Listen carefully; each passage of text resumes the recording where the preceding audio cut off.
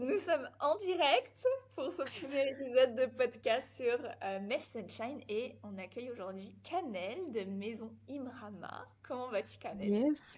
Ça va. Merci déjà de m'inviter dans ce podcast. Et je vais bien. Et toi, comment tu vas?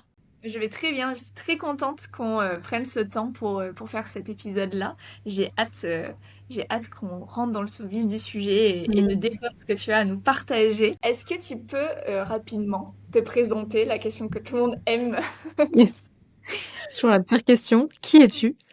Donc, je suis Canel. J'aime pas trop mettre des étiquettes sur qui je suis parce que finalement, il y a plein d'étiquettes, plein de casquettes que je pourrais mettre. Mais si on devait faire un message global, on va dire que je suis coach et facilitatrice du coup de breathwork. Donc, j'accompagne des personnes qui sont dans des transitions de vie ou qui cherchent justement à se reconnecter à eux, à leur corps, à leur souffle aussi. Et donc, l'idée, je le fais à la fois par le coaching, donc par le côté conscient, donc par les mots, des échanges de vive voix, quoi, et aussi par le souffle, où l'idée là, c'est justement de simplement reconnecter au corps, aux sensations, aux émotions, sans avoir besoin de parler, mais juste en connectant avec son souffle, et de voir justement, en fait, à travers le souffle, de pouvoir accéder à l'inconscient. Et donc ce mix des deux, il permet vraiment de toucher des zones qui sont quand même assez incroyables. Voilà, à peu près, on va dire qui je suis. Après, si je devais te dire qui je suis, bah, je suis une femme. Je suis une femme, j'habite en Bretagne et voilà, qu'est-ce que j'aime dans la vie? J'aime le sport, j'aime la beauté, j'aime le lien, j'aime le beau, j'aime aussi la spiritualité sous toutes ses formes et voilà. On va en découvrir plus sur toi justement, de ton approche à de la spiritualité et peut-être en quelques mots, peut-être tout le monde ne sait pas ce que c'est le breathwork. J'ai fondé du coup Maison Imrama, c'est donc un espace où à la fois il y a le coaching, le breathwork. Donc le coaching, comme je disais, il y a vraiment cette partie, cette approche, à l'oral en fait, verbale quoi. Le breathwork, du coup, c'est vraiment une pratique de respiration, une respiration consciente et connectée, où il n'y a pas de pause entre l'inspire et l'expire. Et donc, en fait, c'est vraiment un travail à la fois somatique, donc on va venir en fait libérer sous une certaine forme des émotions, des traumas ou ce genre de choses par la respiration. Et donc, l'idée, c'est vraiment de pouvoir combiner les deux, mais le souffle a vraiment un impact incroyable et il est clairement sous-estimé dans nos vies, en fait, tout court. Et au-delà du breathwork, donc si on le traduit de manière concrète, breathwork, c'est le travail de la respiration. Et donc, il y a aussi des respirations plus classiques du genre cohérence cardiaque, respiration carrée, respiration triangle, etc., qui sont aussi des respirations que j'utilise dans d'autres contextes. Le breathwork, on amène une pratique vraiment plus somatique, qui est plus longue du coup. Trop bien. Et tu es du coup praticienne aussi dans notre communauté de Sunshine Club, Tout à fait. où on peut te retrouver autant sur le coaching mindset et autant la partie breathwork, du coup respiration, on revient au corps et ça fait du bien. Trop bien. Yes. Merci beaucoup pour cette intro qui était très bien, du coup cette présentation. Donc, pour commencer, c'est quoi pour toi la spiritualité? C'est une très large question. Il y a quelques années de ça, pour moi, la spiritualité, c'était un peu un truc perché, tu vois. Je mettais un peu toutes les pratiques qu'on peut retrouver dans la spiritualité, comme si c'était quelque chose d'extérieur finalement. Que la spiritualité, c'était des pratiques extérieures que je devais aller chercher pour être spirituelle. Aujourd'hui, pour moi, la spiritualité, c'est être connecté à quelque chose de plus grand et en même temps d'avoir une forme de foi en quelque chose que tu peux appeler Dieu, l'univers, la source, ce que tu veux. Mais pour moi, en fait, la spiritualité, c'est quelque chose que tu peux pratiquer tous les jours, qui est pas forcément visible non plus, tu vois, mais qui, pour le coup, est quelque chose qui est quotidien et que tu peux ouais, ancrer et travailler sous une forme tous les jours, en fait. Donc, en fait, c'est intéressant parce qu'au début, tu pensais que c'était effectivement, à partir du moment où tu faisais des pratiques comme le breathwork, comme des méditations, des choses comme ça, Ouais. tu avais la sensation que c'était ça, être spirituel. Et Ouais. aujourd'hui, c'est un petit peu plus Bah, relié c'est le fait de revenir au corps, tu vois. Ouais, Encore une fois, il y a ce truc de à quel point, en fait, dans cette spiritualité-là, l'idée de se reconnecter vraiment à soi sans aller chercher quelque chose à l'extérieur, bah, justement, c'est un peu ça aussi, la spiritualité, c'est juste d'être avec soi et de pouvoir cultiver une forme de présence, en fait. Pour moi, la spiritualité, c'est pas quelque chose de mystique ou ésotérique forcément. C'est, en fait, presque c'est l'inverse, c'est quelque chose de très concret, très, Ouais, en fait, ancrer, tu vois, dans ton quotidien, des petites choses qui se voient pas forcément de l'extérieur, mais qui sont une forme de spiritualité, en fait. Et comment est arrivée justement cette forme de spiritualité, toi, dans ta Mm. vie? Bah, les premières fois, ça a été vraiment en allant chercher à l'extérieur. Donc, en me disant, OK, je vais méditer, je vais respirer. Et en fait, en me disant, si je fais ça, alors je suis spirituelle. Mais j'ai pas besoin de méditer pour être spirituelle, pour croire en quelque chose de plus grand, pour, tu vois, voilà, je pense que c'est quelque chose qui vient avant tout par, ouais, cette connexion au corps, en fait. Pas forcément par les livres ou par, tu vois, des expériences. Parfois, c'est juste par une forme de présence, en fait, à soi, tout simplement. Ouais, les premières fois, pour moi, c'était d'aller chercher quelque chose extérieur pour nourrir quelque chose en pensant que c'est là que j'allais trouver, en fait. Tu vois, comme si j'allais chercher à l'extérieur quelque chose pour me dire, ça va transformer ma vie. Sauf que cette chose extérieure, si je lui laisse toute la place de définir exactement qui je suis, etc., ben en fait, je me laisse pas la permission, moi non plus, de prendre ma responsabilité et d'être vraiment, enfin, d'explorer vraiment moi, en fait, ce que j'aime, ce qui me parle, parce qu'il y a des pratiques qui me parlent plus que d'autres aussi. Et donc l'idée, c'est vraiment ouais, de pouvoir trouver des pratiques qui nous conviennent, qui nous parlent, et parfois juste respirer en présence devant un coucher de soleil, c'est une forme de spiritualité, pour moi.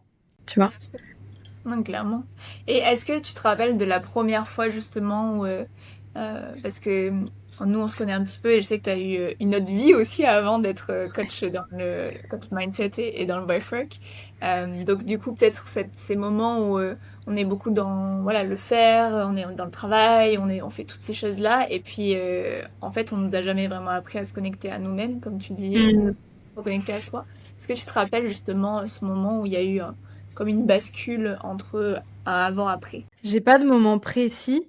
Pour moi, je pense que ça a été une prise de conscience au fur et à mesure. Quand j'étais plus jeune, j'avais eu des expériences, tu vois, un petit peu étranges entre guillemets, et je mettais pas vraiment de mots dessus non plus parce que je comprenais pas forcément. Non, je pense pas avoir de moment exact, tu vois, où vraiment genre tout a basculé parce que pour moi, c'est vraiment quelque chose de progressif dans le temps. Ça s'est pas arrivé du jour au lendemain, genre je me réveille, waouh, il s'est passé un truc de ouf dans ma vie, tu vois. C'est vraiment, ouais, ça a été progressif et du coup des pratiques au fur et à mesure où bah, j'ai pu me reconnecter un peu plus à mes sensations, à mon corps, à mes émotions. Je pense que plus on fait ça, plus on découvre des parts de soi, des couches de soi en fait, qui nous permettent justement de voir la vie autrement, je pense. Comment t'as un peu choisi ces premières pratiques, tu vois, si vraiment on Hmm. revient au début? C'est un truc pareil, j'ai testé en fait. Pour moi, l'idée c'est vraiment de pouvoir tester les pratiques qui t'appellent. Il y a des choses, c'est génial, il y a des choses, tu comprends pas, il y a des choses, ça peut faire peur. Pour moi, ouais, j'ai commencé par la méditation, par la respiration. Je suis allée un peu vers la Kundalini après, le yoga aussi. Tu vois, tout l'aspect, enfin, vraiment yoga au sens global, pas juste les postures, les asanas, mais vraiment la philosophie yogique. Tout ça, pour moi, c'est des petites pratiques qui, au fur et à mesure, m'ont amené en fait à un peu plus de conscience aussi. Mais voilà, c'était l'idée de pouvoir tester toutes ces pratiques-là et voir lesquelles me parlent le plus, lesquelles me font du bien, avec lesquelles je me sens plus alignée, etc. Il y en a par exemple la Kundalini, l'activation de l'énergie vitale. C'est quelque chose que j'ai fait plusieurs fois et aujourd'hui je n'en fais plus parce que du coup j'ai accès, on va dire, à cette forme-là via le breathwork. Et donc du coup, c'est quelque chose qui, pendant un temps, m'a appelé beaucoup, que j'ai expérimenté, exploré avec différentes personnes, etc. Et aujourd'hui, c'est plus forcément quelque chose qui m'appelle plus que ça. Et après, il y a tout ce qu'il y a autour, du genre la numérologie, l'astrologie, le human design, les cartes, les oracles, tarot, etc., le pendule, la lithothérapie, enfin voilà, toutes ces petites pratiques aussi autour, où j'étais hyper curieuse de, ok, bah en fait, tout ça, en fait, ça a un lien aussi avec qui je suis, et ça raconte sous une forme aussi un peu qui je suis, même si c'est toujours sans mettre d'étiquette, qu'on soit bien d'accord. Mais ouais, tout ça pour moi, c'était des pratiques que j'avais envie de tester, de découvrir et qui m'ont permis du coup de piocher, on va dire, à droite à gauche et prendre ce qui me parle, quoi. Hmm. Oui, en fonction de ce que ça. Puis j'imagine parce que ça venait activer aussi les moments de ta vie, parce qu'entre certains moments de ta vie, tu vas pas avoir besoin des mêmes choses. Mais par Mhm. exemple, quelqu'un, tu vois, qui se demandent, bah, ça veut dire quoi en fait quand ça m'appelle ou c'est juste pour moi. Alors, tout le monde a une manière différente de savoir ce que ça veut dire, mais toi, par Mm. exemple, c'est peut-être des personnes qui peuvent se reconnaître. Pour moi, c'était beaucoup de curiosité. Et encore une fois, ça m'appartient, donc peut-être que d'une personne à l'autre, tu vois, c'est différent. En tout cas, ce que j'aime aussi rappeler, c'est que on a tendance à attendre souvent de nouvelles pratiques. On attend qu'il y ait quelque chose, une transformation, quelque chose de waouh, tu vois, souvent une vraie transformation en une, deux, trois séances. Sauf que c'est le chemin d'une vie, en fait. C'est pas juste en une séance où on débloque tout, sinon on serait tous des super maîtres yogis. Et c'est pas le cas aujourd'hui. On attend souvent un effet waouh et c'est pas forcément quelque chose qu'on va ressentir tout de suite. Donc l'idée c'est plus de venir en tant qu'apprenant et d'être curieux, de venir découvrir et mais sans avoir d'attente en tout cas. Et ouais, si c'est quelque chose qui t'appelle, que t'es curieux, etc., bah teste en fait. Suivre un peu ton intuition, en fait, c'est faire confiance dans Mm. ça, c'est que je suis curieuse ou je suis curieux ou ça revient. Moi, je sais que c'est souvent quand ça revient plusieurs fois. Ouais. Je sais pas, plusieurs fois on te parle peut-être de méditation, bah peut-être que c'est d'aller explorer la méditation. Et est-ce que tu as une expérience justement un peu qui t'a marqué? On va faire chronologiquement. La première, c'était un challenge de Deepak Chopra, de méditation sur 21 ou 28 jours. Méditation sur l'abondance. Et j'avais fait ça pendant le Covid, je me souviens. Et c'était une sacrée expérience de commencer déjà à essayer de décrocher le mental. Enfin, décrocher, pas vraiment décrocher, mais d'être là en fait et d'accueillir le fait qu'il y ait quand même des pensées, que ça tourne en boucle dans ta tête, etc. C'était une belle expérience, j'ai vraiment apprécié ça et ouais, en tout cas, c'est une des vraiment des premières choses qui m'avait marqué de me dire, OK, pendant 21-28 jours, tu médites tous les jours. Ça, c'était une première approche pour moi, vraiment, tu vois, de la méditation. Mais du coup, c'était intéressant de voir aussi, tu vois, les différents temps aussi de où Ouais. tu médites, guidé, parfois en silence. euh, Enfin, en tout cas, tu as des moments de silence dans la guidance, du coup. Mais t'as aussi une guidance et du coup t'as quelqu'un qui te parle en fait en continu et donc c'est d'être connecté à ce qu'il dit mais en même temps d'être connecté à toi. En même temps des fois t'as tes pensées en boucle et du coup t'as oublié d'écouter ce qu'il disait. Enfin tu vois il y avait tout ça qui venait en même temps donc c'était les premières fois que tu médites c'est dur tu vois. Franchement c'est un truc tu te dis ouais j'arrive pas à décrocher et tout mais enfin faut se dire quand même qu'il y a des gens qui méditent depuis des années et qui sont toujours dans le mental et c'est pas grave en soi. Donc tu vois, on a aussi une perception et des attentes de je dois méditer et décrocher totalement et ne plus avoir de pensée alors que non en fait, c'est pas le but.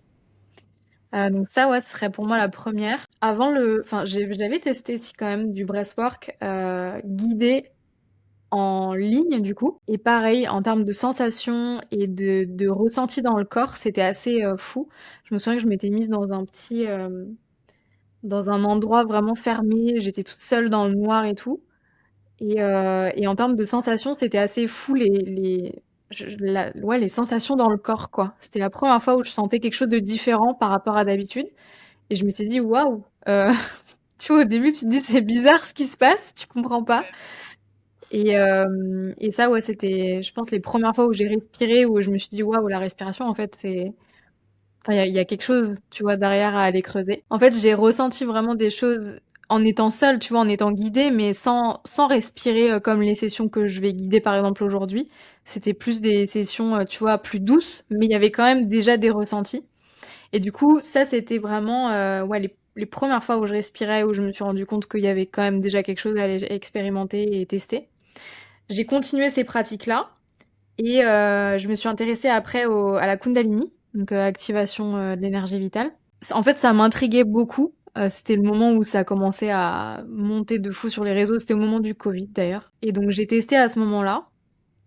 Parce que très curieuse, évidemment, je me disais, mais les gens et tout sur les réseaux, ils bougent dans tous les sens, je comprends pas. Je me souviens, la première fois que je voyais ces vidéos-là, j'avais peur, tu vois. Je me Ouais, disais, c'est ce mais que les gens j'allais sont dire. possédés et tout. Bah ouais, parce que j'avais été dit, je pense qu'il y a beaucoup de gens qui se disent, oula, c'est chelou, justement, ça a l'air très intense et tout, et c'est Ouais. intéressant d'avoir ton avis aussi de qu'est-ce que c'est exactement, parce qu'il y a entre Mm. ce qu'on voit et pourquoi aussi, pourquoi en fait tu y vas, tu vois, c'est aussi, Mm.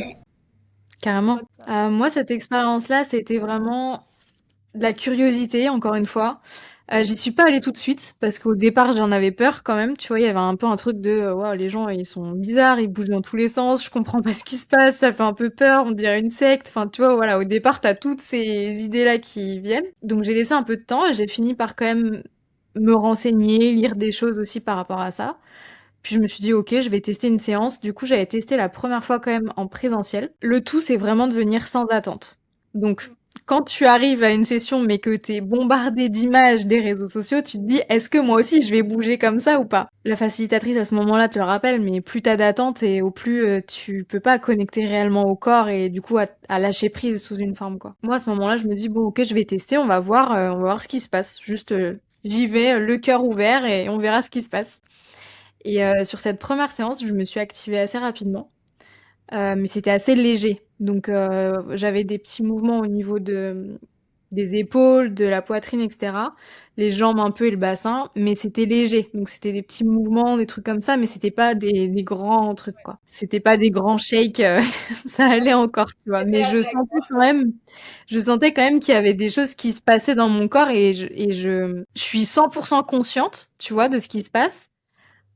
Mais c'est comme si je contrôlais pas réellement le fait que mon corps bouge. Et donc, c'est l'intelligence du corps. Et c'est à ce moment-là où il faut juste lâcher prise sur, OK, mon corps est en train de bouger. Je comprends pas. Mais par contre, je lui fais confiance. Et donc, je laisse faire et venir ce qu'a besoin de venir. Donc ça, c'était aussi une des premières expériences bah ouais, qui m'a un peu, tu vois, pas chamboulée non plus, mais où je me suis dit, waouh, OK, en fait, bah, le corps sait quoi. Là, j'ai vraiment pris conscience que le corps a une intelligence qui nous dépasse totalement. Libération émotionnelle aussi sur cette session. Donc je m'étais dit, waouh, ok, première session, bon, j'étais déjà connectée pas mal à mon corps, mais ouais, ça m'avait quand même pas mal surprise. Donc j'ai continué ces sessions-là. J'en ai fait après en ligne. En ligne, pareil. Et plus j'en faisais et plus je bougeais. Plus j'avais du mouvement, plus j'allais en profondeur, plus j'allais toucher à des émotions, etc. Et par contre, chaque session était vraiment différente. Donc je connectais pas à la même chose, je bougeais pas toujours de la même manière, enfin c'était différent. Et en fait, exactement comme les sessions de breathwork. Et du coup, si j'avais un dernier moment à te partager, c'est un breathwork que j'ai pu vivre, plusieurs, tous en fait. Mais à quel point, parce que justement, dans l'activation de l'énergie vitale avec la Kundalini, j'étais bloquée au niveau du souffle. Et du coup, dans le mouvement, j'arrivais plus à respirer en fait. Donc je bougeais, mais je respirais plus. Que là où justement le breathwork, tu continues de respirer en présence, en conscience, en continu, sans pause entre l'inspire et l'expire, et tu bouges. Mais tu continues de respirer dans le mouvement en fait.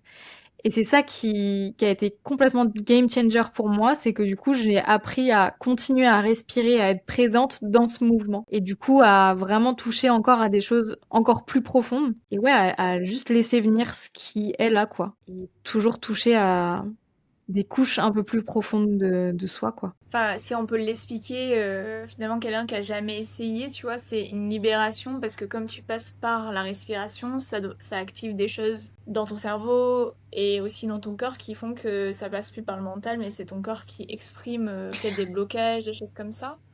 Ouais, en fait, l'idée, c'est vraiment de respirer, donc inspirer et expirer sans pause de manière continue. C'est quelque chose qu'on fait pas déjà de base, tu vois. Souvent, quand on inspire et qu'on expire de manière naturelle dans la vie de tous les jours, souvent il y a une petite pause entre l'inspire et l'expire. On respire pas aussi grand, tu vois, au quotidien. On fait pas des on respire pas non plus par la bouche, enfin du moins on évite de respirer par la bouche. D'ailleurs je rappelle que la bouche est faite pour manger et que le nez est fait pour respirer, ça c'est important de le rappeler. Mais oui, effectivement, il y a différentes pratiques et méthodes aussi de respiration. Tu vois, on en parlait tout à l'heure, la cohérence cardiaque, etc. aussi, amène à des états justement de relaxation, de détente, de régulation du système nerveux. Le breathwork, du coup, que j'enseigne, on va chercher un peu plus loin dans le sens où on va vraiment un peu plus loin dans le corps, donc vraiment sur... en fait, on vient vraiment activer, enfin rester déjà en présence. Ça, c'est le plus gros du travail, c'est rester présent avec son souffle du début jusqu'à la fin. Et ça, aujourd'hui, c'est pas facile de le faire, tu vois, de pendant 30 minutes, d'être focus que sur j'inspire, j'expire, j'inspire, j'expire. Pose le petit chien qui aboie. Nous parlions de la respiration. Dans la respiration du coup enfin en tout cas qu'on pratique, sachant qu'il y a plein de manières différentes de respirer et que chaque personne aussi a sa manière de respirer. Ça c'est important de le rappeler aussi, c'est que j'impose pas de rythme à un groupe par exemple ou à une personne. L'idée c'est que la personne puisse se connecter à son propre souffle, sachant que son souffle là maintenant tout de suite et ce soir ou demain sera différent. Et du coup c'est important de rappeler ça aussi, c'est que le rythme il est adaptable, ajustable à tout moment pour toutes les personnes en fait. Et que c'est pas j'inspire sur 4 et j'expire sur 4 ou enfin voilà, ça c'est des pratiques effectivement qu'on peut utiliser, mais en tout cas dans le breathwork que j'enseigne qui est vraiment un travail plus somatique, on cherche pas vraiment à imposer un rythme, c'est vraiment trouver son propre rythme. Donc sur l'inspire, c'est une inspire qui est active. Donc on va venir vraiment plus sur une partie un peu on va dire yang et sur l'expire, on relâche totalement vraiment le corps, le souffle. Et donc on est plus sur quelque chose de yin, donc quelque chose vraiment plus de détente. Et en fait, cet équilibre entre le yin et le yang est hyper important parce que ça permet aussi d'apaiser le corps, réguler le système nerveux, calmer le mental, à la fois retrouver aussi une clarté d'esprit, etc.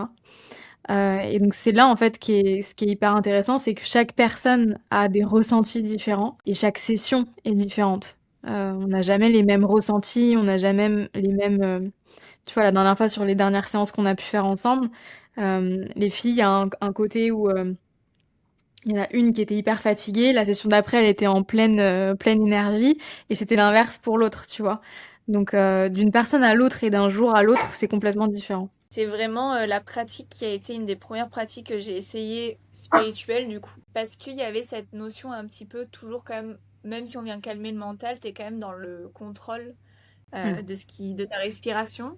Quand tu commences quelque part, c'est vrai que c'est une pratique qui est assez rassurante, je trouve, pour commencer quelque part. Là où le Kundalini, par exemple, peut être un peu plus Mm. impressionnant et du coup, plus, voilà, t'as besoin aussi de faire confiance. C'était une question aussi que je voulais te demander, comment toi, aujourd'hui, tu choisis aussi les praticiennes avec qui tu pratiques, parce que c'est vrai que ça joue énormément aussi, autant Mm. ça peut être différent d'une pratique à une autre, d'une praticienne à une autre, mais c'est important de ne pas faire avec n'importe qui, n'importe quoi.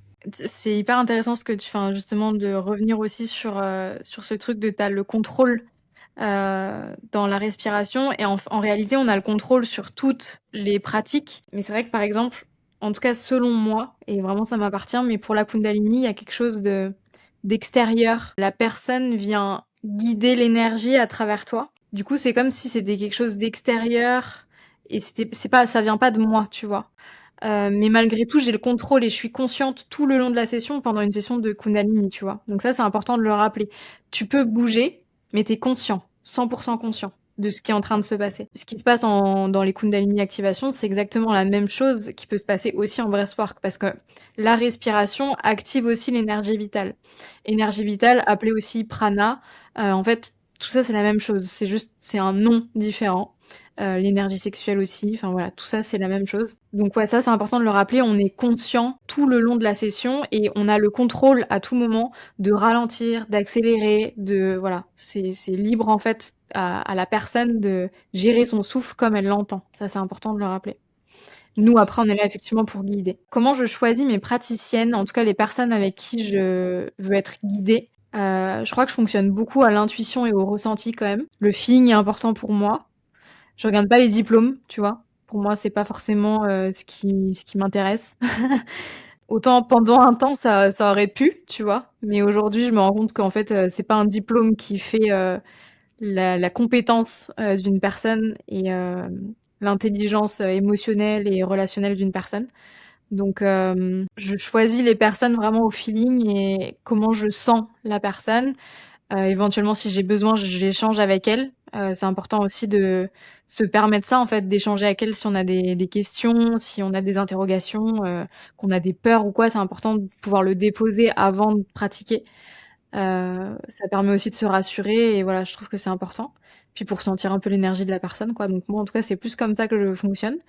Ça peut être des recommandations de personnes aussi, des personnes à qui je fais confiance, qui vont me recommander quelqu'un. Et même ça, des fois, on peut me faire des recommandations, mais par exemple, l'énergie, je sens que ça matche pas. Bah, c'est ok, tu vois. On me la recommande, mais voilà, je sens que ça matche pas et je force pas, en fait. Je vais pas aller dans un endroit où je sens que la personne matche pas. C'est, contre-intuitif pour moi. Comme quand dans la vie tous les jours on se dit chantez pas cette personne ou chantez pas ce lieu ou quoi, mais en fait c'est notre intuition et il faut y faire. Ouais. Enfin, c'est notre meilleure boussole, donc trop bien, trop trop bien. Aujourd'hui par exemple dans ta vie de tous les jours, donc autant la casquette entrepreneuse, autant dans les relations amicales, amoureuses, etc.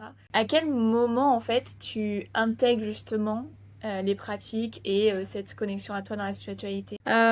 C'est pas des pratiques qui sont spectaculaires en fait, où tu vois des trucs de l'extérieur où on se dit waouh, c'est ouf. C'est des petites choses, ça peut être quotidien, ça peut être des petites choses que je vais faire tous les jours, ou alors des choses que je vais faire par période, ça dépend vraiment aussi de comment je me sens. Et c'est tout l'art aussi, je trouve, de rester à l'écoute de soi et de savoir de quoi on a besoin dans l'instant. Parce que bah, d'une période à une autre, on n'a pas forcément les mêmes besoins, on n'a pas forcément les mêmes envies. Et c'est important de respecter ça aussi. D'autant plus quand on est une femme, qu'on a, tu vois, un cycle qui change, etc. On n'a pas la même énergie tout le long de notre cycle. Et du coup, c'est important de pouvoir adapter les pratiques par rapport à comment je me sens. Il y a des jours avec, des jours sans. Et donc, bah, en fait, il y a des jours où j'ai pas envie de pratiquer et ça fait pas de moi une mauvaise personne, en fait. Donc, les petits rituels que je fais, déjà, tous les jours, ouais, tous les jours, je respire en conscience. Tous les matins, je vais marcher. Tous les soirs aussi et dans la journée aussi, j'essaye un maximum. Et quand je vais marcher, j'essaye vraiment de reconnecter à ma respiration. Ne serait-ce que quelques minutes pour juste sentir en fait que mon souffle, il part pas que de la poitrine, parce qu'on a tendance aussi à respirer très haut dans le corps, en tout cas la plupart des gens aujourd'hui. Respirer par le nez aussi et pas par la bouche, ça c'est important. Là en ce moment par exemple, j'ai eu une période où j'ai senti que je respirais beaucoup plus par la bouche et du coup je m'en rendais compte. Et donc dès que je m'en rendais compte, hop, je remets mon focus sur le nez. Je ferme la bouche, je mets la langue au palais et j'inspire par le nez. C'est des petites choses, mais du coup qui se voient pas forcément, mais qui sont des pratiques pour mon mieux, enfin ouais, pour aller mieux quoi. Parce que respirer par le nez plutôt que la bouche, c'est une manière aussi de rappeler à mon corps qu'on est en sécurité, que ça me permet de réguler mon système nerveux. Et c'est des petites choses, mais qui, cumulées sur du long terme, ont un impact énorme sur la santé en fait. Et c'est ça qu'on voit pas aujourd'hui, c'est que bah, respirer constamment par la bouche et haut dans la poitrine, sur du long terme, ça a un impact néfaste sur la santé, sur, ouais, sur la santé, sur le bien-être, quoi, et sur le stress, clairement, parce qu'on est en état de vigilance constant, en fait. Ouais, déjà de respirer tous les jours, ça peut être une pratique de yoga. Donc yoga, ça peut être pareil avec les pranayama, donc la respi, mais ça peut être aussi par du mouvement. Et donc dans ce mouvement-là, c'est pas juste faire un mouvement, c'est être en conscience et en présence de ce mouvement et de tout mon corps, comment il est, comment il bouge, comment je me sens dans ce corps en fait. Une pratique spirituelle pour moi, c'est le sport. C'est l'alimentation aussi. Enfin, tu vois, en fait, tout ça pour moi, c'est des pratiques spirituelles parce que je prends soin de mon corps, de mon temple, parce qu'il me soutient tous les jours pour que justement je puisse vivre le plus longtemps possible. Et donc, à quel point je peux l'aider tous les jours à faire des petites choses pour vivre le plus longtemps possible et me sentir mieux et bien en tout cas dans mon corps le plus longtemps possible. Donc oui, pour moi, le sport, l'alimentation, respirer en conscience, être en présence le plus souvent possible, faire attention à son entourage, à ce qu'on consomme, tout en fait. Et ce qu'on consomme à la fois enfin, acheter des choses, mais aussi consomme, tu vois, les médias, les personnes, les sujets de conversation qu'on peut avoir avec les personnes. Enfin, tout ça, c'est une forme de pratique spirituelle. Ah oui, c'est des énergies, hein. De toute façon, c'est un échange d'énergie, donc c'est sûr que aller, par exemple, je sais pas, bah, justement faire une session de breathwork, c'est tout aussi important de prendre ce temps-là que le temps que tu vas prendre pour créer ton contenu, par exemple. Parce que, en fait, on se rend des fois pas assez compte à quel point les 1 heure et demie que tu vas passer à respirer en conscience avec Annelle dans The Sunshine Club, par exemple, ça va vraiment t'aider à juste bah, te libérer de toute la pression que tu retiens. Moi, ça m'est déjà arrivé avec toi, hein, d'être hyper crispée, même au niveau du physiquement, au niveau des épaules, au niveau du cou. Et en fait, de me dire, je sais pas si j'ai envie, etc. Et puis finalement de le faire. Et en fait, je suis sûre que j'ai gagné des mois de crispation, etc. avec une séance d'1 heure et demie où mon corps, il a relâché.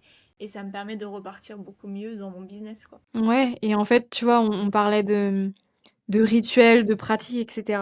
Être spirituel, c'est pas juste faire une retraite pendant une semaine et du coup je suis spirituelle, tu vois. C'est une pratique et c'est une super expérience et je trouve ça génial de s'accorder des moments et de pouvoir partir dans ces espaces-là parce que c'est hyper transformateur. En Mhm. même temps, qu'est-ce qu'on en fait derrière? Et je trouve que ça c'est hyper important et c'est vraiment un sujet que je veux aborder bientôt là d'ailleurs, c'est à la fois toute l'intégration de ces espaces-là, parce que pendant une semaine, on est full focus sur soi, on retourne tout ce qu'il y a à l'intérieur, ça bouge beaucoup. Mhm. Il y a des effets miroirs qui se font avec plein de gens, etc. Et c'est génial. Et en même temps, bah, une fois que tu rentres chez toi, qu'est-ce que je fais de ça maintenant? Parce que quand tu rentres chez toi, en fait, ton petit train-train, il reprend. Et tout ce que t'as vécu, c'est comme si, ok, bon, bah, c'est cool, on a vécu ça pendant une semaine, mais après, on n'en fait rien, quoi. Donc, Mhm. c'est là où, justement, bah, les pratiques qu'on peut voir pendant les retraites, mais du coup, tout ce qui se passe pendant, l'accompagnement, là, pour moi, il est hyper important. C'est, ok, tout ce qui s'est passé là, comment je le transforme dans ma vie et comment je l'intègre dans mon quotidien pour évoluer, pour grandir, pour continuer justement de m'améliorer. Sans vouloir changer qui on est, mais vraiment en accueillant un peu plus les parts de nous qu'on a tendance souvent à refouler, quoi. Pour moi, c'est une co-création, enfin une collaboration entre justement tout ce qui est invisible, tout ce qui va se travailler dans l'invisible, et ce que toi tu travailles aussi après, du style, bah, si tu es allé chercher un problème autour de, je sais pas, la relation avec ton père, bah, est-ce que cette discussion tu vas l'avoir avec ton père, tu vois, derrière. C'est, euh, ça met en lumière et ça met en clarté qu'est-ce que tu as besoin. Et moi aussi, je sais pas ce que t'en penses toi, mais j'ai cette croyance forte aujourd'hui que si en tout cas, peu importe la pratique ou peu importe voilà la forme qui t'a amené l'information, si l'univers, ce que tu veux, Dieu, etc., la source t'envoie ce message, c'est que tu es capable aujourd'hui de le traiter. Mm. Mais c'est de le traiter derrière. La communauté comme nous, on l'a avec The Sunshine Club, c'est aussi une manière de s'entraider sur ça, parce que des fois, tu sais pas après du coup quoi en faire. Et le Mm. fait qu'on ait des expériences différentes chacune, bah, ça peut aussi inspirer on peut échanger sur ça, sur se dire, bah voilà, moi j'ai vécu ça, je l'ai amené comme ça, etc. On nous a beaucoup appris, d'ailleurs ça j'ai pensé à toi parce que je l'ai lu dans un livre là qui est ancré, ça s'appelle le livre, et c'est bah, sur le système nerveux, etc. À quel point on nous apprend à être seul en fait, enfin on nous a appris à être seul et à se débrouiller seul pour guérir, pour faire plein de choses et tout, alors qu'en fait l'humain de base, physiologiquement, est fait pour se co-réguler ensemble, genre vraiment de fonctionner ensemble, quoi. Donc c'est... Le meilleur moyen de réguler son système nerveux, c'est la co-régulation. Comment fait un bébé quand il naît? Il a besoin de sa maman, en fait. Il a besoin du contact avec son papa et sa maman. C'est le seul moyen qu'il a à ce moment-là parce qu'il n'a pas les outils pour se s'auto-réguler. Bah, du coup, il a besoin de se co-réguler et donc c'est à ce moment-là que les parents interviennent. Et donc oui, c'est clairement le meilleur moyen. Un câlin, une personne qui est régulée elle-même, juste sa présence, un regard, ça peut suffire pour switcher l'énergie d'une personne en face. Et ça, c'est un vrai travail et sur lequel je mets beaucoup de valeur. D'autant plus du coup dans les sessions aussi, c'est que vraiment juste une présence et un regard, ça peut suffire à... Des fois, t'as même pas besoin de toucher la personne en fait, c'est juste je suis là. Et ton ancrage à toi, il est tellement profond, tellement intense, et t'as tellement une présence à toi-même que la présence à toi permet d'être full présent à l'autre, et l'autre le ressent, et ressent cette sécurité, et du coup, il se permet à ce moment-là de se déposer, en fait. Et je trouve ça juste merveilleux, trop beau, et ouais, c'est en tout cas une des parties dans mon métier que j'affectionne particulièrement, parce que des espaces où tu peux avoir une personne vraiment présente à toi et qui permet aussi de pouvoir déposer et de pouvoir créer des conditions pour être entendu, être vu, etc. C'est, voilà, il n'y a pas d'endroit beaucoup dans ce monde où on peut le faire parce qu'effectivement, comme tu disais, on nous apprend à être seul et à gérer les choses seuls, alors qu'en réalité, on a tous besoin les uns des autres, en fait. C'est un peu la base de tout, finalement. On est des êtres humains et on a besoin de liens. Voilà, tout simplement. Ouais. J'avais fait une cérémonie de pleine lune à Bali. Et en fait, un des exercices, du coup, il y avait plusieurs exercices différents. Et un des exercices, c'était on tournait autour au centre, ils avaient fait un truc joli avec des fleurs et tout. On tournait, on marchait. Et à un moment donné, elle me dit, arrêtez-vous. Là, on s'arrête et elle nous dit, bah, la première personne avec qui vous croisez le regard, vous vous mettez en binôme. Donc, en plus, bah ouais, il y a un peu un côté mystique de est-ce qu'il y a des hasards dans la vie que tu tombes sur cette personne-là? Je ne crois pas. Absolument pas. Et en fait, je tombe sur une fille, genre hyper solaire, enfin vraiment, enfin les blonds bronzés et tout, qui est portugaise d'ailleurs, parce que je vis au Portugal maintenant, donc c'est rigolo. Et, euh, et en fait, l'exercice, je n'ai jamais fait ça de ma vie, et c'est tellement inconfortable et en même temps tellement puissant. T'étais l'une en face de l'autre, et tu te regardais dans les yeux. Et en fait, tu devais rien dire. Et pendant, je sais pas, peut-être, je sais pas combien de minutes, mais peut-être, moi, ça m'a paru genre 5 minutes, tu vois, à vraiment se regarder dans les yeux et à pas parler. Et en fait, en fait, c'était que le regard et les expressions. Et en fait, c'était fou à quel point, en fait, les émotions, genre les émotions qui viennent à ce moment-là. Et tu sais, t'as vraiment l'impression qu'elle lit en toi et que tu lis en elle et enfin, c'est fou. Franchement, ce moment, il est hyper puissant alors qu'on est juste l'une en face de l'autre, on se parle pas, juste on se regarde. Et après, on a pu parler et en fait, on s'est aperçu qu'on vivait les mêmes choses et que du coup, on était un peu le même style aussi de personnes et tout. Tu sens que ce qu'on a ressenti, bah en fait, c'était la réalité dans nos vies chacune et qu'on n'avait pas eu besoin de se parler pour comprendre l'une et l'autre et de ressentir l'une et l'autre des émotions qu'on avait en commun, quoi. Donc, c'était vraiment, c'est un exercice, je trouve, à faire qui est incroyable, franchement. Et Oui. là, tu sais que c'est énergétique, c'est le corps, c'est les yeux, enfin c'est tout qui est en train de communiquer et de se connecter. Et c'est incroyable quoi. Franchement, c'est fou. Les yeux, c'est la fenêtre de l'âme, je trouve. J'aime bien dire ça. Ouais. J'adore regarder les gens dans les yeux et pourtant, quand j'étais plus petite, c'était hyper inconfortable pour moi de regarder les gens dans les yeux. Je tournais le regard à chaque fois où ça m'arrive encore, tu vois? Il y a des personnes où je peux pas, je tourne les yeux et en même temps, il y a des personnes avec qui je suis hyper intense à vraiment dans le regard et je lâche pas, tu vois? Et ça peut être dérangeant en vrai, mais parce que je trouve ça tellement beau les yeux, il y a quelque chose de déjà nos yeux sont uniques. Tu vois, Mm. ouais, il y a un côté la couleur de tes yeux, la forme de tes yeux, les détails qu'il y a dans tes yeux. T'es la seule personne dans ce monde à avoir exactement ces yeux-là en fait. Donc c'est vraiment le ouais, c'est ta singularité, elle est dans tes yeux déjà. Et oui, clairement, pouvoir lire à travers les yeux, c'est un truc pareil. J'aime beaucoup faire ça, regarder les gens dans les yeux et pouvoir sentir en fait tout ce que la personne traverse. C'est pouah, ça me met des frissons. Ah ouais, c'est ça, ouais, J'adore. franchement, je peux vous recommander de faire avec votre chéri, enfin vraiment Ouais, votre c'est un ami. exercice de tantra quoi. Ouais, ouais, c'est vraiment un exercice ouf, quoi. Enfin, vraiment. Donc voilà. Et j'avais une petite question aussi qui est quelque chose que j'aime bien, parce que je suis curieuse et j'aime bien les histoires. Est-ce que tu as une petite anecdote justement à nous partager? J'en ai plein. Ouais. Ça dépend, tu veux quel genre de chelou? Est-ce que tu peux la raconter? Non, en vrai, ça me dérange pas. J'ai pas du tout de filtre. Enfin, j'ai pas de filtre par rapport à, tu vois, ce que j'ai vécu. Oui, j'entends des voix. Oui, je sens les présences. Voilà, ça déjà, voilà, c'est dit. Je dirais sur les dernières sessions de breathwork que j'ai vécues, il y en a deux qui m'ont particulièrement marqué. Il y en a une où j'ai vraiment eu un moment où donc j'ai un schéma respiratoire où j'ai tendance à arrêter de respirer ou à être en apnée. Et donc, pendant un breathwork, l'idée, c'est de continuer à respirer et de rester présent. Parce qu'il y a un moment donné où, quand il y a des choses qui remontent, le système nerveux, lui, il sent qu'il y a une forme de danger et donc il shut down et il coupe tout. Et donc, on arrête de respirer, mais c'est complètement inconscient, donc je m'en rends pas compte. Et donc, pendant le training, quand j'étais en train de me former à ce moment-là et je respirais, et bien évidemment, j'avais des facilitateurs avec moi, hein. C'était vraiment dédié pour moi en plus à ce moment-là. Et en fait, ce qui se passe, c'est que donc j'arrête de respirer, je me rends pas compte, mais ça fait plus de 2 minutes que je respire plus. Et en fait, la facilitatrice m'a appelé plusieurs fois, mais j'entendais pas.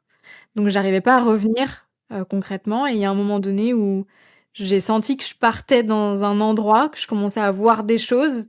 Et en fait, je suis revenue juste à ce moment-là. Et j'ai senti une frustration immense ce jour-là, je me souviens, parce que j'avais l'impression de toucher à quelque chose, tu vois, de comprendre pourquoi justement j'avais ce schéma, etc. Du coup, ouais, c'était assez étrange de sentir que à la fois tu respires plus et donc, enfin, quand tu reviens, en fait, tu te rends compte que t'as pas respiré pendant longtemps, donc t'as un besoin de, tu vois, d'un Ouais. grand besoin d'air. et en même temps, une forme de frustration de mais non, mais j'y étais, tu vois. Donc ça, c'était une expérience vraiment ouais, de sentir que t'as arrêté de respirer pendant longtemps et que ça peut un peu faire peur. Et en même temps, d'avoir touché à quelque chose de, je sais pas, je partais dans un endroit que je connaissais pas, quoi. Donc connecter vraiment à quelque chose de plus grand. Et tu Euh, voyais des choses, c'était plus sensoriel, enfin, c'était plus les deux, ressent. Ouais, tu les voyais deux. des En fait, choses. c'est j'avais vraiment une vision à ce moment-là. Je commençais à voir des choses des choses qui commençaient à apparaître à moi et en fait c'est pile à ce moment-là où on m'a sorti de pour que je revienne en fait à respirer parce qu'il y a un moment donné où je commençais à quand tu ne respires plus, il y a un moment donné où ton corps en fait il est en alerte et du coup il commence à shaker, tu vois. Et à ce moment-là, il faut vraiment ramener la personne parce que ça peut aussi être Bien donc sûr. oui, clairement, là, c'était on «expérimentait» entre guillemets, mais bien évidemment, c'est des choses à ne pas faire, à ne pas reproduire chez soi sans facilitateur, qu'on soit bien d'accord. Le deuxième, c'est, pendant une session de breathwork, je suis donc, dans un process émotionnel et je commence à dire un mot, mais je comprends pas pourquoi, et donc je répète «Sayana» en boucle. «Sayana, Sayana». Et je comprends pas pourquoi je répète ce mot-là, mais voilà, j'ai ce mot-là qui vient. Et donc plutôt que de contrôler et d'être dans le mental et de réfléchir à qu'est-ce que ça veut dire, etc., juste je me laisse vivre le truc. Bien évidemment, il y a du mouvement. Je bouge beaucoup pendant les sessions, donc c'est continuer de respirer, en même temps parler, et en même temps bouger. Enfin voilà, c'était assez étrange, on va dire, comme sensation. Et donc il y avait Sayana et Medicina aussi qui venaient. En fait, des mots où je comprends pas pourquoi, tu vois, pourquoi ça vient ou pourquoi. Tu les as jamais. Bah, Tu sais pas ce que ça veut dire.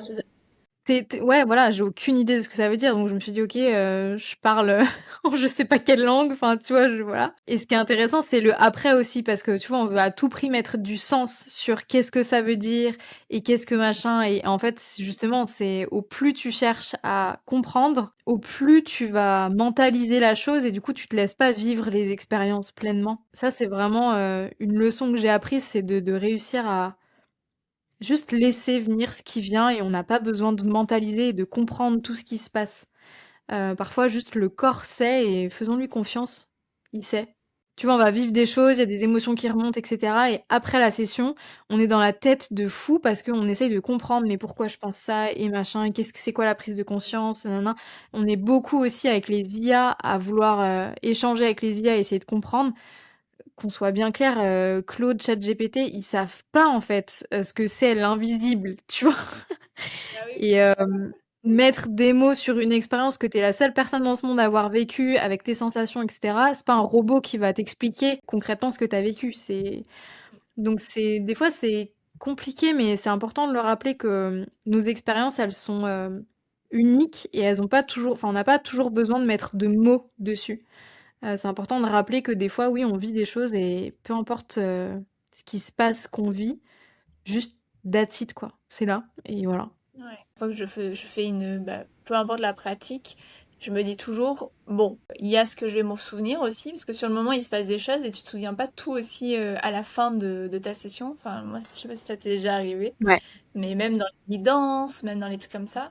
Et moi, je me dis toujours, ce que je retiens, c'est ce que j'ai besoin de retenir, et le reste, c'est que s'infuse dans Dans l'invisible, où je n'ai l'inconscient. pas besoin, moi, d'avoir une action dessus ou quoi que ce soit, quoi. C'est vraiment... Ouais et puis il y a des personnes qui s'endorment aussi pendant les sessions, et qui se posent la question: «Mais du coup, j'ai dormi, c'est grave?» et cetera. En fait, pas du tout, juste c'est aussi parfois, pas tout le temps, mais parfois, encore une fois, c'est pas une vérité, hein, mais ça peut être, le système nerveux qui, du coup, shut down et qui, plutôt que de vivre l'expérience, va préférer, voilà, se poser, dormir pour justement éviter de ressentir parce que ça peut être, fort, intense à ce moment-là et c'est pas mal en soi, ça n'empêche pas que le travail se fait. Donc ouais, non, pour moi, c'est important de rappeler ce truc, tu vois, de poser l'intention, voilà, je respire, j'essaie d'être le plus présent et le plus conscient tout le long de la respiration. Je n'ai pas d'attente et ce qui se passe se passe et comme tu disais, je retiens ce qui a besoin d'être retenu, ce dont je me rappelle. Le reste, ça fait son travail et souvent, moi, ça a été le cas, il y a des choses un mois plus tard qui remontent, qui pop. C'est costaud, tu vois. Et en même temps, je me dis, bah en fait, à ce moment-là, j'étais pas prête, peut-être. Une chose du coup que j'ai vécue qui était, on va dire chelou, c'était en rentrant du coup de mon training, donc après avoir respiré pendant 21 jours, pendant 15 jours en présentiel, matin et soir. En rentrant chez moi, j'ai la nuit, beaucoup de choses qui se passaient. Dans la nuit, je sentais que je pouvais bouger, avoir des mouvements, des choses comme ça. Et ça pouvait m'arriver aussi de sentir que je dors pas complètement, mais je sais que je dors. Donc je suis consciente, mais pas tout à fait consciente. Donc j'étais vraiment dans un entre-deux où je pouvais, comme si j'étais dans un autre monde, et en même temps j'étais consciente que j'étais dans un autre monde. Tu vois, c'était un peu étrange comme sensation. Et en même temps de sentir un mouvement comme quand je respire. Donc vraiment de sentir que pendant que je dors, bah, j'ai des mouvements qui se déclenchent en fait comme si mon énergie bougeait quoi. Et donc ça pareil, j'ai pendant longtemps, enfin ça a duré une bonne semaine franchement. Toutes les nuits ça me faisait ça et je me disais mais qu'est-ce qui se passe? Je comprends pas en fait. J'aimerais bien dormir la nuit, ce serait cool. Et c'est juste c'est faire confiance au corps, tu vois, toujours ce truc de faire confiance de le corps sait exactement ce dont il a besoin et c'est pas grave, c'est pas dangereux tant que tu te fais pas mal, tant que, enfin, y a rien de mal, y a pas de danger dans tout ça. Mais c'est vrai que c'était assez étrange de vivre ça la nuit et de sentir que voilà, y a des mouvements, des trucs comme ça. C'est pas habituel, quoi. J'ai un peu continué. Après, c'est intense hein, quand Clairement. même, faire 15 jours matin et soir, respirer, parce que bah, du coup, tu es très connecté à l'intérieur, du coup, justement. Et il y avait peut-être des choses dans un moment un peu plus calme, on va dire, pendant une semaine où ça avait encore besoin un petit peu de, ouais, de s'infuser et de relâcher encore, encore, encore. Donc, comme quoi, le travail Mm. c'est continue. Et les sessions de breathwork, c'est important aussi de le rappeler, c'est que après une session, ça continue de bosser dans l'inconscient. Donc oui, clairement, tout ce que j'ai vécu dans la nuit ou ce genre de choses, c'est ça a un lien probablement avec le fait que pendant X jours, j'ai respiré tous les jours. Et donc c'est le process qui continue finalement. Et donc oui, c'est important de le rappeler que on fait une session. Donc une session, ça change pas ta vie, mais ça peut déjà toucher des choses qui sont quand même assez importantes et qui peuvent être chouettes. Et surtout, ça travaille pendant la session, mais ça travaille aussi et surtout après, dans l'inconscient, dans l'invisible, dans tout ça. Et c'est ça enfin, qu'on se rend pas forcément compte. Pour beaucoup, il y a, tu vois, sur les prochains jours après une session, il y a des choses, des émotions qui vont remonter, des prises de conscience. C'est là où ça peut bouger. Souvent, c'est toujours ça, c'est le après. Comme après une retraite, tu vois, comme on en parlait tout à l'heure. Après une retraite, bah voilà, il y a des choses, des trucs qui pop, des prises de conscience. Qu'est-ce que j'en fais maintenant? Et c'est ça toujours le plus important, c'est d'être vraiment accompagné derrière parce que vivre des expériences comme ça, c'est génial.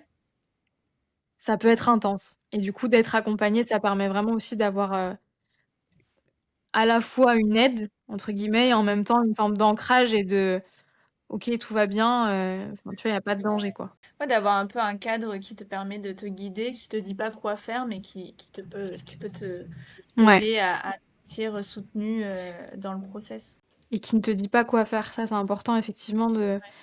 En fait, personne dans ce monde ne détient la vérité.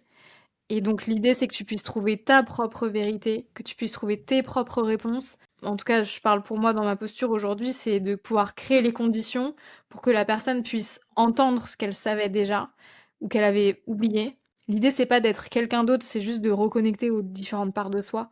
Et donc c'est important de pouvoir amener la personne dans cet espace-là. Alors que souvent, on a tendance à soit refouler justement une part de nous et dire non, je veux plus être comme ça, ou je veux être comme ça.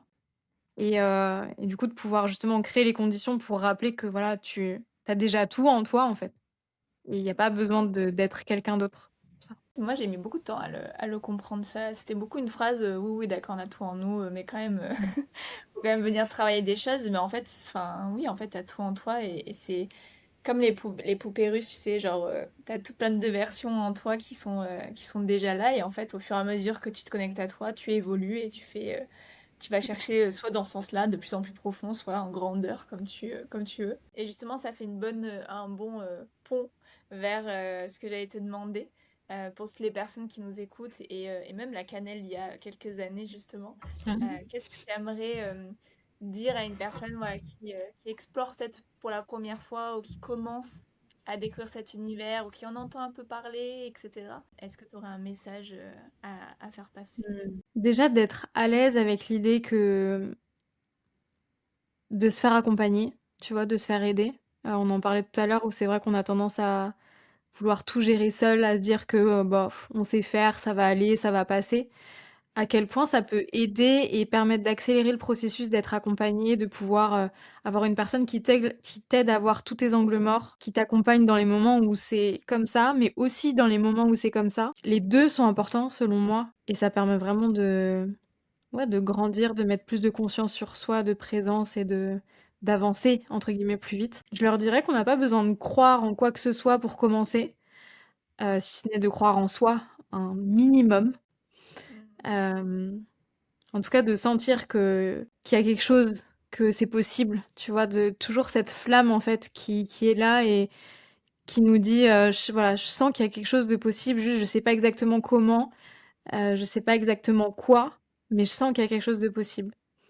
Et à partir de là, déjà, juste si on a cette petite flamme en soi, même si on est au fond, c'est qu'il y a quand même une part de soi qui sait que c'est possible. Et d'être accompagné dans ces moments-là, je trouve que c'est hyper puissant. Donc ouais, je dirais de pas hésiter en fait à se faire accompagner, de tester des pratiques, d'écouter ses ressentis, sa curiosité, ses élans, tu vois, écouter ça, même si ça fait peur. Qu'est-ce que je dirais aussi? Rappeler qu'il n'y a pas de vérité, c'est ta vérité, mais qu'il n'y a pas une seule vérité universelle. Chacun a sa propre vérité, sa manière de voir la vie. On a tous des perceptions et des définitions de mots différents. Et c'est important du coup de rappeler ça aussi, c'est que l'accompagnant, il détient pas la vérité. Il t'accompagne juste à créer la tienne, créer ta propre vie sur mesure, quoi. Et à quel point ça peut aider à la fois dans l'univers perso, mais aussi pro. Et finalement, tous les domaines de vie sont reliés. Donc tout a un sens derrière parce que bah, quand tu commences à travailler sur tes valeurs, sur qui tu es, tu sens que, ouais, tu mets plus de clarté sur tes fonctionnements.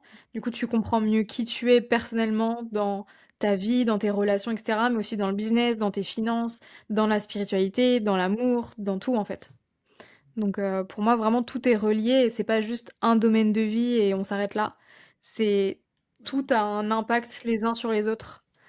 Et c'est ça qui fait la beauté aussi de cette vie, c'est que c'est parfois très intense, mais qu'est-ce que c'est beau. Qu'est-ce que Ouais. c'est chouette de pouvoir sentir qu'on avance et qu'on s'aligne un peu plus à chaque fois qu'on avance, quoi. Mm. C'est clair. Mhm. Bah, merci beaucoup, Canel. Avec plaisir.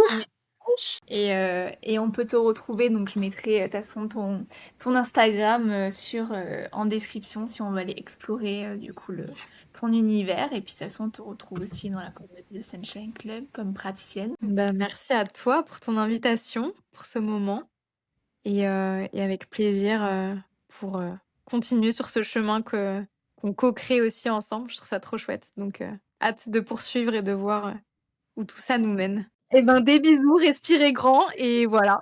C'est ça, ton slogan, respirez grand. Et Donc prenez à soin de très vous. vite. Et prenez soin de vous.